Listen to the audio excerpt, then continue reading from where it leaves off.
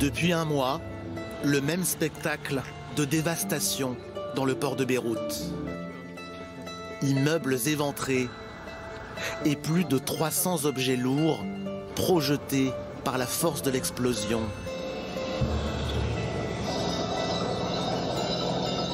Au-delà d'une ligne jaune, c'est défense d'entrée. L'accès est réservé aux enquêteurs à la recherche des causes du drame. Le 4 août dernier, 2700 tonnes de nitrate d'ammonium explosent. C'est 20 fois plus que le stock d'AZF.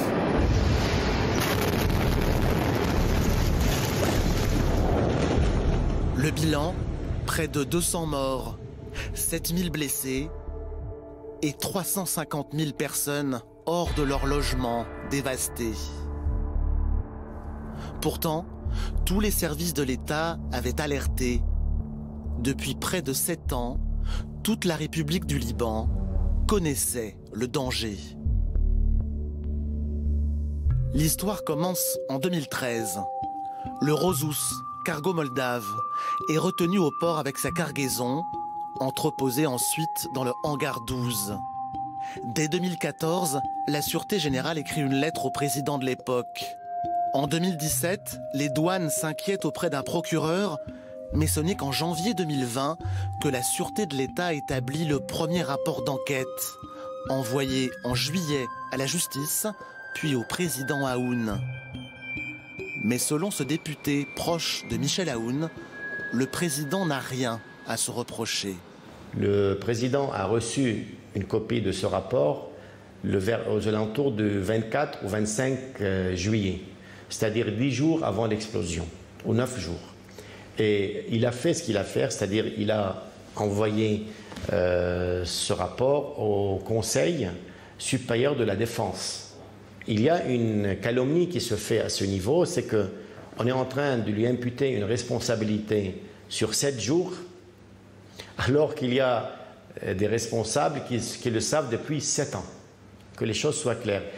Quand on voit un peu ce qui s'est passé, tout le monde était au courant, en fait, apparemment, et tout le monde envoyait des lettres dans tous les sens, et puis personne ne prenait la responsabilité de décider d'enlever cette bombe nucléaire à Beyrouth pour la détruire ou pour l'envoyer ailleurs.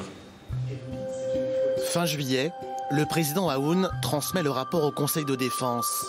Mais la lettre met 10 jours à parvenir au ministre des Travaux publics. L'inspection du site est décidée pour le 4 août, le jour de l'explosion. Selon certaines sources sécuritaires, ces travaux seraient à l'origine du drame, mais le président libanais n'écarte aucune piste.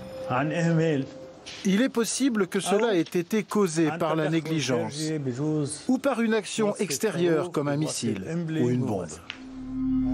Pointé du doigt, le Hezbollah, le mouvement militaire chiite, forcé de démentir toute implication.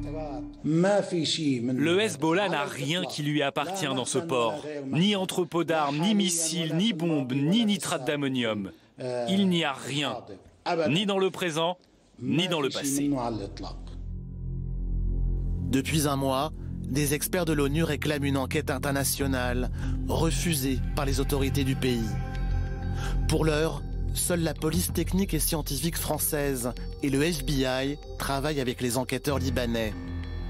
La rue proteste, dénonce l'incurie de l'État. Exemple avec ce site internet qui réclame une enquête indépendante.